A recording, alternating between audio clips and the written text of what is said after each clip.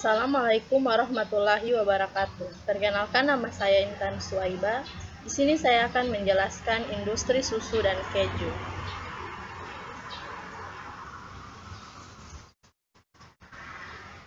Seperti yang kita ketahui, susu adalah cairan putih yang disekresi oleh kelenjar mamae pada binatang mamalia betina seperti sapi, kambing, atau bahkan kerbau yang diperoleh dengan cara pemerahan sebagai bahan makanan atau sumber energi.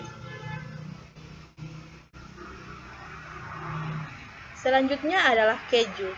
Keju adalah sebuah makanan yang dihasilkan dengan memisahkan zat padat dalam susu melalui proses pengentalan atau koagulasi. Selanjutnya, proses pembuatan susu. Yang pertama adalah tahap pencampuran.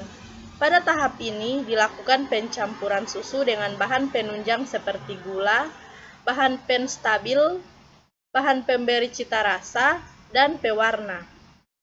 Tahap kedua adalah terminasi. Tahap terminasi merupakan tahap di mana susu dipanaskan pada suhu rendah sebelum pasteurisasi. Tahap ketiga adalah homogenisasi. Proses homogenisasi susu dilakukan pada tekanan sekitar 2900 psi. Proses homogenisasi bertujuan untuk menyeragamkan besarnya glubola lemak susu. Tahap keempat adalah sterilisasi. Sterilisasi adalah pembunuh seluruh bakteri baik patogen maupun non-patogen dan menurunkan jumlah spora bakteri agar susu dapat disimpan dalam jangka waktu yang lama tanpa pendinginan.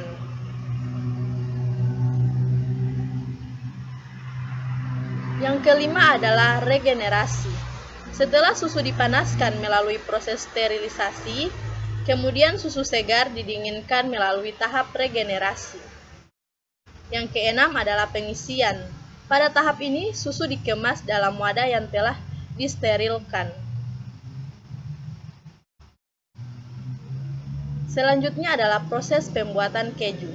Seperti inilah proses pembuatan keju. Yang pertama adalah proses pembuatan keju adalah proses yang dilakukan untuk mengolah susu hingga menjadi berbagai jenis keju. Keju memiliki gaya dan rasa yang berbeda-beda, tergantung jenis air susu yang digunakan, jenis bakteri atau jamur yang dipakai, lama proses fermentasi maupun penyimpanan. Selanjutnya adalah proses pembuatan keju. Yang pertama adalah pengasaman. Susu dipanaskan agar bakteri asam laknat, yaitu Streptococcus and Lactobacillus dapat tumbuh. Yang kedua, pengentalan.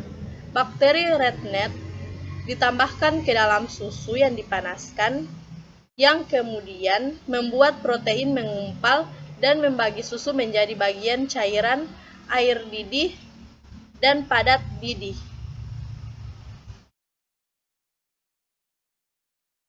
Proses pembuatan keju, pengolahan didih. Setelah pemberian Rennet, proses selanjutnya berbeda-beda. Beberapa keju lunak dipindahkan dengan hati-hati ke dalam cetakan. Selanjutnya adalah persiapan sebelum pematangan. Yang pertama adalah pencetakan.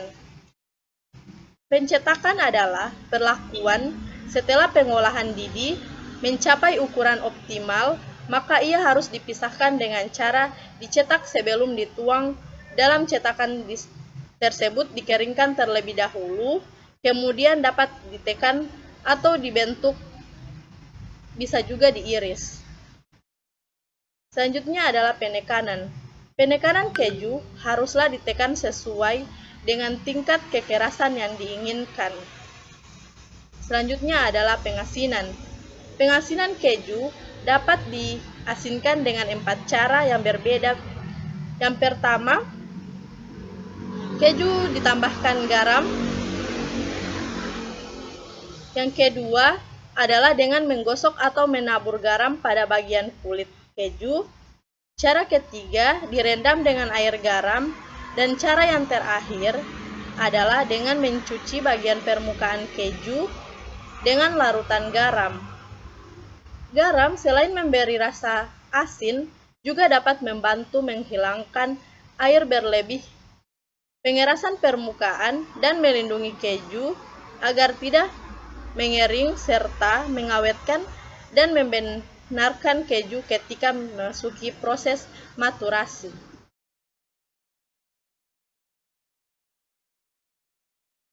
Proses selanjutnya adalah pematangan. Pematangan adalah proses yang mengubah didih segar menjadi keju yang penuh dengan rasa. Selanjutnya adalah pengolahan limbah susu. Limbah cair yang berasal dari industri susu mempunyai karakteristik khas, yaitu kerentanan terhadap bakteri pengurai. Dengan demikian, limbah cair industri susu akan mudah mengalami pembusukan.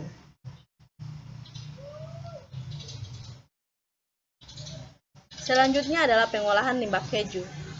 Limbah yang dihasilkan dari produksi keju hanyalah limbah cair, dikarenakan industri ini masih tergolong industri rumah tangga.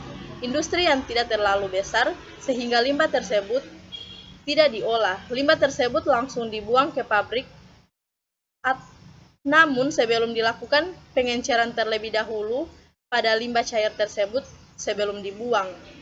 Caranya dengan menambahkan air dengan perbandingan 1:1 dengan limbah cairnya, kemudian baru dibuang ke parit depan pabrik yang akan langsung mengalir menuju sungai besar yang terletak tak jauh dari industri tersebut. Baiklah, itulah presentasi dari saya. Lebih dan kurangnya saya mohon maaf. Wassalamualaikum warahmatullahi wabarakatuh.